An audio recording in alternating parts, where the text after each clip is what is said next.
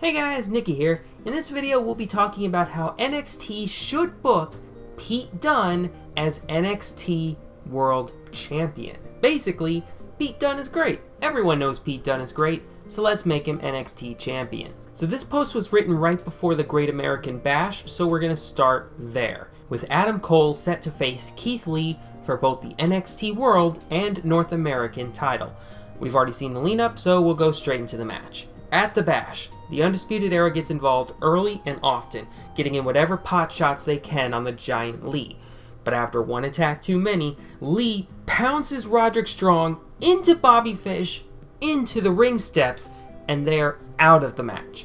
Now Cole's all alone, and he gets desperate. He accidentally super kicks the ref, which Beth Phoenix calls bullshit on. She knows how accurate Cole is with those kicks. Then he smashes Keith Lee with the North American title, and when the ref comes to, Cole covers, but Lee kicks out. Then the ref sees the title in the ring, and Cole says that Lee tried to use the belt on him. He just kicked the belt into Lee, but the ref doesn't buy it. Lee just starts to come to. Cole tries a last shot, but Lee dodges.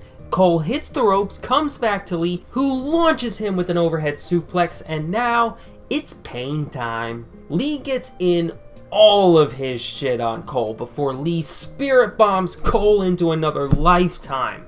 Strong and Fish make one final attempt to make the save, but as Fish enters the ring, Lee pounces him right back out, right onto Strong. Cole tries a crucifix pin, but Lee muzzles him up and lands the Big Bang Catastrophe. Keith Lee does what so many have failed to do and knocks off Adam Cole to become the new NXT World Champion and in the process retain his North American title. Bask in the glory of Keithy Two Belts. Now, holding two belts is hard, but Keith should absolutely hold on to both belts for a little while to make him look like a real workhorse, unlike what they did in real life. That was dumb. Why did they even do that if they were just going to strip him of the title, like, right after? That's dumb. That's dumb. That's dumb. So at the SummerSlam TakeOver, he wrestles in two matches. In the opener, he defends the North American title against Kushida, where they go a solid 12 minutes and Lee wins with the Spirit Bomb. In the main, he defends the world title, and I just want to see a TakeOver main evented by Keith Lee and Dominik Dijakovic. That match will be so good. Like, just give him 25 minutes and all of my money, please. Also happening at that TakeOver is the return of Pete Dunne. Remember him? The story's about him, and we've only just now mentioned him. Like, his name is in the title of this video, or up there if you're watching this on your phone. Cameron Grimes puts out an open challenge, and Dunne makes his first appearance in the States in months at TakeOver, and he puts the hairy man away with the bitter end. Back to the NXT title picture, and the NXT after the SummerSlam TakeOver, Scarlett sends a message to Keith Lee. Carry On is coming, and coming soon. He spent the last TakeOver munching on Johnny Gargano, and I think it's important for him to target both faces and heels. I mean, he's supposed to be this harbinger of the end. Well, the end comes for us all, both the honorable and the wicked. Am I getting too deep? Great! So a match is set up in 3 weeks, Keith Lee versus Karrion Kross for the NXT title. Not the North American title, no. Kross wants to go straight to the mountaintop. And in that episode, he and Lee beat each other to high heaven, but Kross has the advantage for most of the match and decisively beats Keith Lee to become the new NXT World Champion. Meanwhile, the subject of today's story doesn't feud with Karrion Kross. Not yet, anyway. Nor does he go after Keith Lee and his now very lonely North American Championship. Instead, he gets into a feud with Santos Escobar for the Cruiserweight Championship. Kinda just feels right for the Bruiserweight, doesn't it? Escobar's been holding on to that title for the last few months with the help of his associates Raul Mendoza and Joaquin Wilde. Well, Dunne's got associates of his own, and during a beatdown at the hands of Escobar's crew, he's saved by Tyler Bate and Trent Seven. At the Survivor Series TakeOver, Dunne and Escobar fight with all of their friends at ringside. Near the end, Dunne traps Escobar in a Kimura lock. and 7 grabs Wilde while Bate grabs Mendoza, and they can only watch in horror as Dunne starts bending Escobar's fingers into unnatural positions, and Escobar taps out while shrieking in pain. The Bruiserweight is now the Cruiserweight champion. Once Dunne claims the Cruiserweight championship, he goes on a run with it. He defends the championship at least twice a month and always gets the job done. Oney Lorcan, Tony Nese, Roderick Strong, Swerve Scott are among the few who fall to Dunne. At the Royal Rumble takeover, Santos Escobar wants another crack at Dunne, and he wants it in a fatal 4-way. Dunne versus Escobar versus Joaquin Wilde versus Raul Mendoza. That way, everyone can get a piece of the action. William Regal likes the idea, but instead makes it a 5-way, adding Tyler Bate to the mix, so that way it's not just a 3-on-1 mugging. Bate and Dunne hold their own against the Mexican contingent, and eventually, Wilde tries a roll-up on Mendoza, which Escobar breaks up. They all look at each other in perplexement before they all realize this is a title match and anyone can win it, and they all throw hands. Bate and Dunne see this, shrug, and fight as well. It's a total scrum at this point. As they all fight it out, each man gets the advantage at some point. In the end, Escobar hits a phantom driver on Wilde, but Dunne slides in and hits a bitter end on Escobar onto Wilde's motionless body, and Dunne walks out the champion with Escobar's crew thoroughly defeated. About a month later, Dunne's continued string of success earns him a place in a #1 contenders match, with the winner getting a match at the WrestleMania 37 takeover against Karrion Kross. It's Dunne versus Kushida versus Dexter Lumis versus Volta. However, before the match can happen, Dunne is found backstage in a heap with no one knowing who the attacker is, not even Dunne. The match happens anyway with the 3 other participants for about 10 minutes until Dunne hobbles out. He's not going to let this opportunity pass him by. But even though he holds his own with the other 3 for a few minutes, he eventually eats a gigantic powerbomb from Volta and eats the pin. The identity of the attacker isn't known for a few months as an internal investigation goes on. In the meantime, he still has to defend his Cruiserweight title at the Mania TakeOver, and it should 100% be against Tyler Bate in their 5th WWE match. Bate won the finals of the first UK Championship tournament and a rematch at Access a few months later. Dunne won their 5-star classic at the Chicago TakeOver and a match on NXT in late 2017. And now they fight here one more time. Ow! One more time. They've both grown a lot in the 4 years since they've last fought, and they bring that experience to this match. There's a lot of counters and reversals from moves that landed years prior. Bate kicks out of a bitter end, Dunne kicks out of a Tyler Driver 97. Both men hit each other with the other man's finishers, but they both kick out of that. The drama is up to 11 in this match, but in the end, a super Tyler Driver 97 from the second rope puts down Dunne and awards Bate with the Cruiserweight Championship. Afterwards, they shake hands, and Dunne raises Bate's hand in victory. About a month later, Dunne has some big news. William Regal has found out who attacked him and cost him the #1 contender opportunity. It was none other than Karrion Kross. Regal shows some really grainy footage of someone hitting a suplex on Dunne from behind into some video equipment, and it might be Kross's Doomsday Saito, but there's also an intricately drawn picture of Karrion standing over Dunne. Dexter Lumis is seen at the end of the video chasing off the perpetrator and cradling Dunne's head, and that's all the proof that Regal needs. Scarlett simply says it was his time, before Kross gets all up in Regal's personal space. Dunne breaks out from backstage, attacks Kross before things can get physical with Regal, and sends him packing. Dunne wants a match against Kross, and Regal is more than happy to give him one at the upcoming TakeOver, and as punishment for attacking him, Regal makes it for the NXT title. During the build, Kross fights Lumis with Dunne on commentary. Dunne says that he's tried to impart some of his wisdom to Lumis, and Dunne's not sure if Dexter's retained any of it. However, at one point, Lumis brings Kross to the ground, stares at Dunne, and starts bending Kross's fingers. Dunne sits back, very proud of his pupil. However, after Loomis gets in a little more offense than you might expect, including a beauty of a super kick that gets him a 2.9, Carry On puts on the cross jacket, and Loomis goes unconscious without ever closing his eyes. Dunne and Cross lock eyes from afar as the episode goes off the air. At the takeover, Dunne goes shot for shot with Cross. For the first time ever, Cross looks vulnerable, and Cross eats a bitter end for a super close 2 count. Scarlett is visibly freaking out and makes a move. She grabs the ref's attention in a very Scarlett way, read as sexy, and Cross headbutts Dunne, pushes him into the corner, and starts to choke him with the tag rope. After several seconds in the illegal move, Cross puts on the cross jacket, cinches it in really tight, and Dunne taps out. Dunne's still fighting though, and now he's enlisted Dexter to lend him a hand in dispatching of Carry On.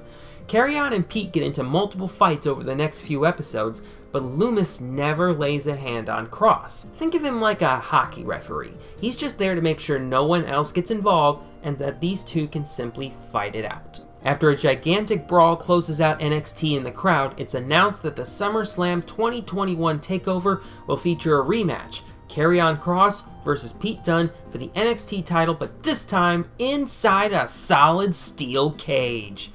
And also, no escape the cage rule, because fuck the escape the cage rule. Before the pay-per-view, Loomis once again faces Cross on NXT before the pay-per-view, but this time, shock of shocks, Dexter Loomis pins Carry On Cross thanks to a timely distraction from Dunne, a sweet super kick, and a deep roll-up. Dexter Loomis has handed Carry On Cross his very first NXT loss, and Loomis gives us about 40% of a smile, so you know he's ecstatic. In the main event of the TakeOver, Cross is fuming, attacking with renewed anger and vigor.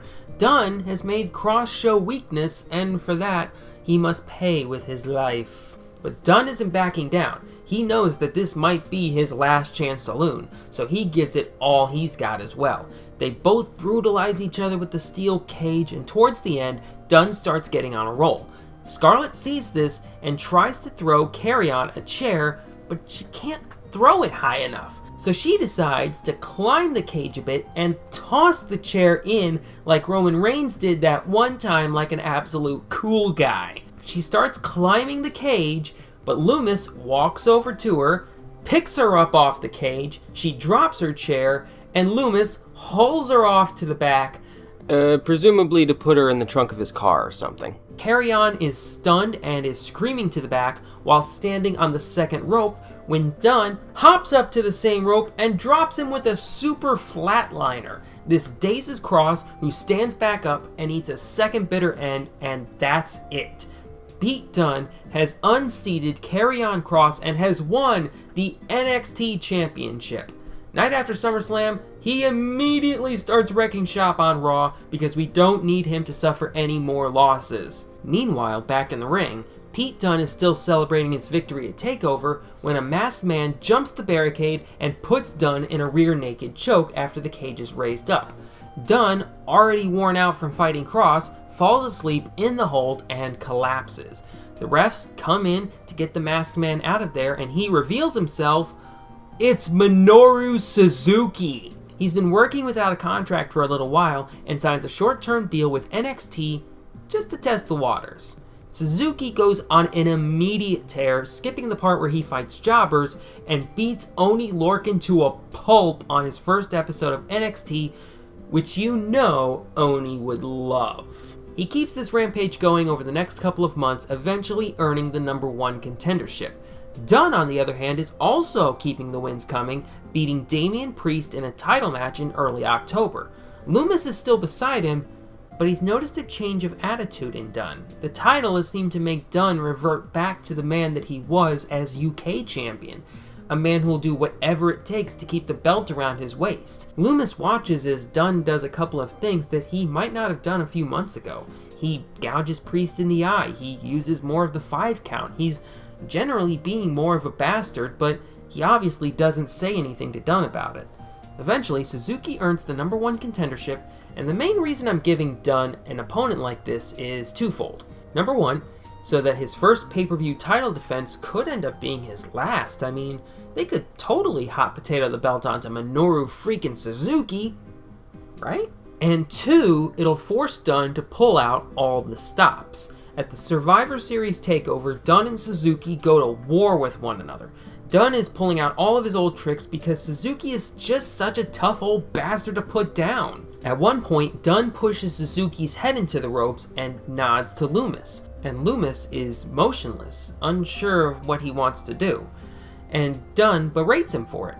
Loomis isn't someone who wants to fight like that though, so Loomis walks to the back, leaving Suzuki to munch on Dunne. But Dunne isn't going down that easily. He starts biting Suzuki's fingers to regain the advantage, throws Suzuki into the steps, basically just does whatever he can to escape with the belt, and it works. Dunne lands the bitter end and scores the pin with his feet on the ropes. Dunne survives. Dexter Lumis now has to answer for abandoning his teacher in his hour of need. On the next episode of NXT, Dunne calls out Lumis and chastises him for ignoring his orders. Lumis grabs Dunne's mic and says his first words in NXT, "You've changed." Dunne responds by bashing him in the head with the mic. "You're damn right I've changed. I'm the champion again, and if you've got a problem with how I do business, then you're of no use to me, and that makes you a target." I gotta say, that was not a bad Dunne. Dunne destroys his old protege, throwing him into all 4 ring posts, donking his head each time. After the 4th post shot, he places Loomis's head on the steel steps and just stomps on his head 7 or 8 times before the refs can finally break up this mugging. Loomis is carted out of the building on a neck stabilizer, and Dunne looks very proud of himself indeed. So now that Dunne is fully heel, he needs a proper babyface to fight at the Royal Rumble takeover, and I think that the best person for that would be Kushida. Dunne and Kushida have similar styles, with both men focusing on submissions and strong strikes, and at the same time, Dunne can use all of his evil moves on Kushida, and the crowd will be super behind him. Kushida gets in a few big bursts of energy, but Dunne should be able to win this without many problems. During the same weekend, Dunne also makes an appearance in the Royal Rumble. He pops up at number 23 and immediately targets his old Broserweight pal, Matt Riddle. Riddle acts like it's just like old times, but this isn't the same Pete Dunne that Riddle won the Dusty Classic with. Dunne just starts clubbing his old friend, X-plexes him, and chucks him out for the elimination. So now he's got a ready-made feud for when he goes to the main roster. By this point, Pete Dunne has pissed off just about every other person in the locker room, either with his promos, his attitude, or his actions. So much so that Regal has a waiting list for people who want to fight Dunne at the Mania 38 takeover.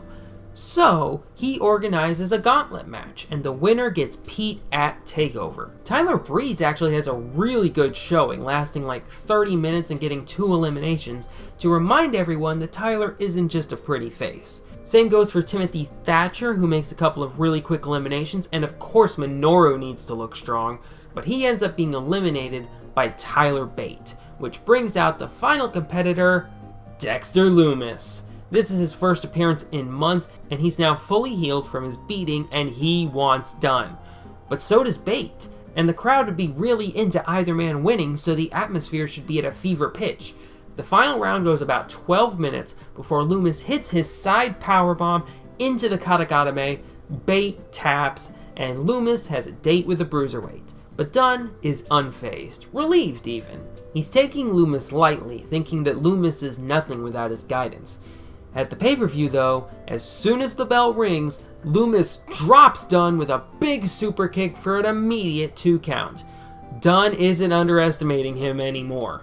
Lumis and Dunne have a competitive match, and while Dunne isn't going to sleepwalk through this match anymore, he still thinks he has this match in the bag. At least until Dunne starts getting hit with his own moves.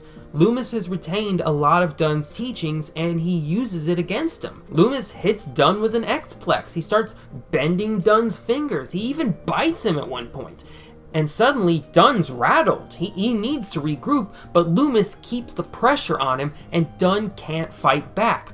Lumis super kicks him again, and this time catches him before he falls into the Katagatame. Pete Dunne taps out, and Dexter Lumis is now the new NXT champion, and finally, we see a real smile from him.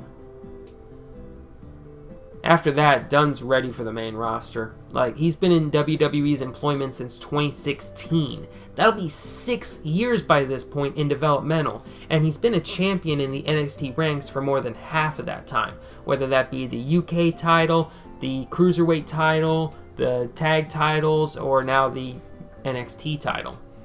He'll be ready. I would drop him off on whatever brand has Matt Riddle so that they can start a proper feud immediately. And as a parting gift to NXT, he has one final match against Tyler Bate, which Bate wins in another epic encounter. I would have Lumis hold on to the title for a few more months, just to see if the crowd stays into him, before he would drop the belt to Minoru Suzuki, who will just hold that title for as long as he'd like. Just have him Asuka that belt. So, that's all for this video. Thank you guys very much, and I'll see y'all later.